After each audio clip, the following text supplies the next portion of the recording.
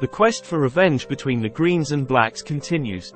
As a maid rushes bloodied bed linens from Prince Jaehaerys' nursery, chaos reigns in the Red Keep. Aegon, Tom Glyn Carney, howls, "I'll kill them. I'll kill them all," as he destroys the model of King's Landing his father, Viserys, spent so many hours building. Whether he's mourning for the boy or not, he knows such a deadly strike on his house shows his weakness as king. Traitors and villains. They dare strike at me. I am the king. This is war. I declare war. He bellows as his servants try to calm him down. As Aegon rages, his brother Aemond, Ewan Mitchell, finds evidence in his chamber that he might have been the assassin's intended target. It's unclear whether he passes that information on to anyone else in the Red Keep, but even if he did, Otto, Rhys Evans, soon realizes they should use the gruesome deed to the Greens' advantage and blame the crime on Rhaenyra, Emma Darcy. When the furious Aegon calls a small council meeting, he wants to know where they all were when the assassins were threatening their king, no matter that he was drunk in the throne room when the killers walked right past him. Kristen, the worst, Cole, Fabian Frankel, comes in for an especially harsh dragging for his absence in the royal family's hour of need, though he was certainly filling Alicent's need at the time, and Aegon is about to start on his guilty-feeling mother when Larys, Matthew Needham, interrupts. He tells the king they caught one of the assassins trying to escape King's Landing with little Jaehaerys' head in a sack. Aegon wants the man's blood, but Otto wants information about who ordered the murder. Otto explains to the king that Jaehaerys will do more for us now than 1,000 knights in battle. The crime is so horrendous that the realm will rally to their side. He proposes they give the young prince a funeral procession worthy of a Targaryen so the small folk can see what Rhaenyra's treachery has wrought. Alicent and Helaena, Fia Saban, will follow behind the body because the realm must see the sorrow of the crown, a sorrow best expressed through its most gentle souls.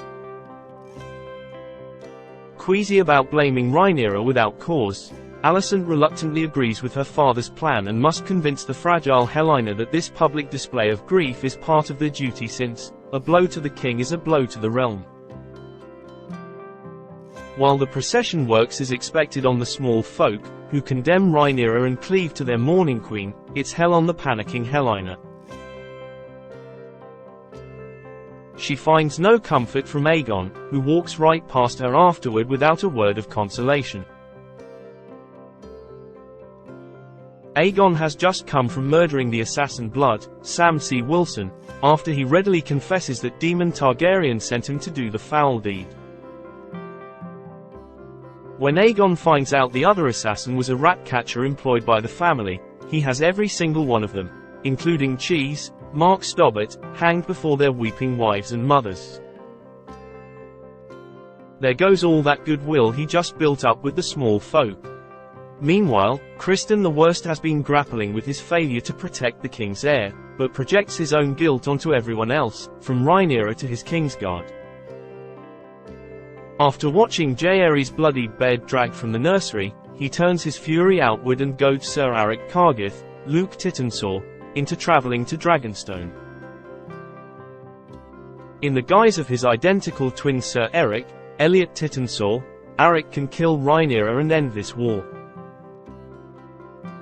Aric knows this is a suicide run but feels he needs to uphold his family's honor after Eric fled to Rhaenyra's side with her father's crown. When Otto hears about the death of the rat catchers and the stunt with Sir Aric, he hits the ceiling of the Red Keep. He yells at Aegon for throwing away the approval he bought with his child's blood. Aegon has had about enough of his grandfather's hectoring ways. I wish to spill blood, not ink. Otto invokes the much-missed wisdom and forbearance of Aegon's father, Viserys. When Aegon points out his father made him king, Otto snarls back, "Is that what you think?" For this insolence, Aegon strips Otto of his office and makes Kristen Hand of the king in his place. After hearing what Aegon has done and that Otto is leaving to see if Alicent's third son Daeron, he lives. has any more sense than his brothers. Alicent finds Aegon weeping over his father's ring, but turns away before offering words of comfort. Though she and Criston have been trying to resist each other out of guilt, when she finds him in her chambers, she slaps him repeatedly before they succumb to frantic sex. Though it's clear this is an act of lust for Alicent, keeping the new hand of the king in her thrall might be the best way of keeping Aegon under her control. Rhaenyra's horror reveals a betrayal close to home. Back at Dragonstone, Rhaenyra is clearly horrified that she's being blamed for Jaehaerys' death.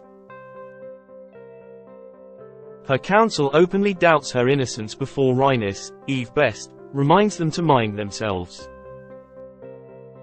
Even if Rhaenyra had no part to play, the great houses won't rally to a woman accused of beheading a babe in his bed.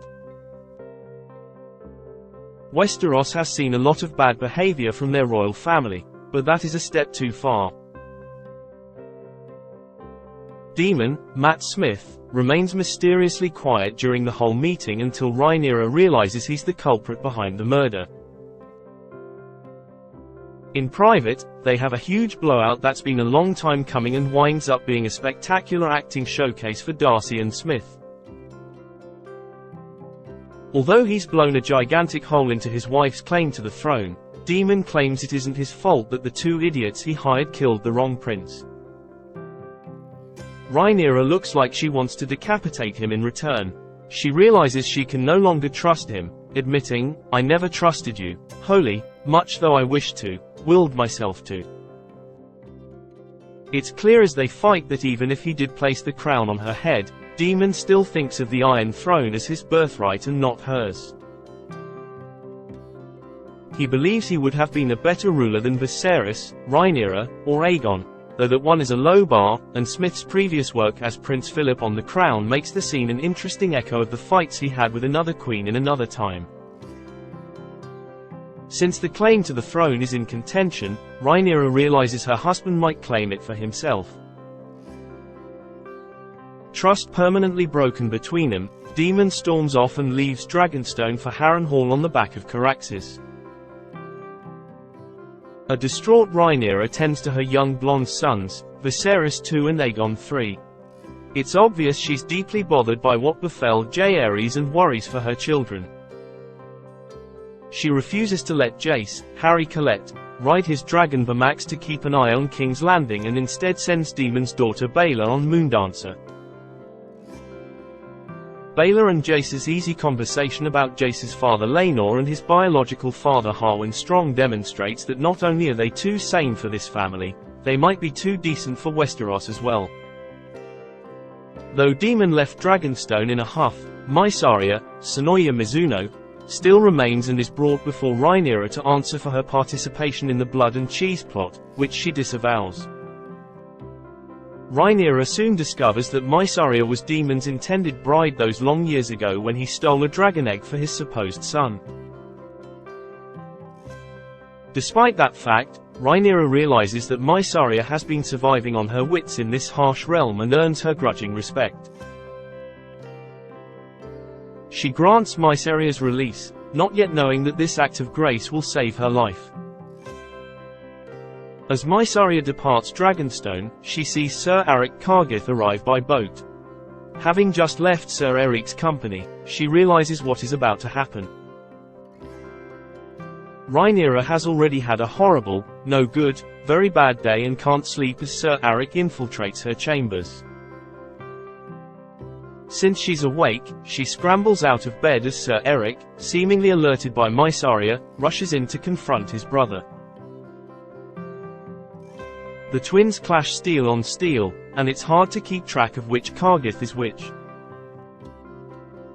Another member of the Queen's Guard arrives to keep Rhaenyra out of harm's way, but after Eric kills Eric, he, in despair at having killed his twin, kills himself with his own blade. If these are the types of plans Criston the Worst is about to unleash as Hand of the King, Westeros is in for a very bloody dance. Notes from the Archmaester. After meeting Alyn of Hull in the last episode, this week we meet his brother, Adam of Hull, Clinton Liberty, who has a prophetic sighting of Laenor Velarion's old dragon, Seasmoke. It's clear the Hulls are related to Corlys, but whether they are his illegitimate offspring or another from House Velaryon is still unclear. Otto mentioned the long-unseen Daemon Targaryen this week, but since his casting hasn't been announced yet, we might not see him until Season 3. It wouldn't be a Game of Thrones show without a visit to a brothel, and this week, we saw Aemond has developed a relationship with the older prostitute who recognized him last season when he was looking for his brother. He admits to her that he feels bad about Luke's death, and she reminds him that it's the small folk who suffer when princes misbehave. Book readers know the part Aegon III plays in Targaryen history, so Rhaenyra handing him a dragon to play with was a nice bit of symbolism.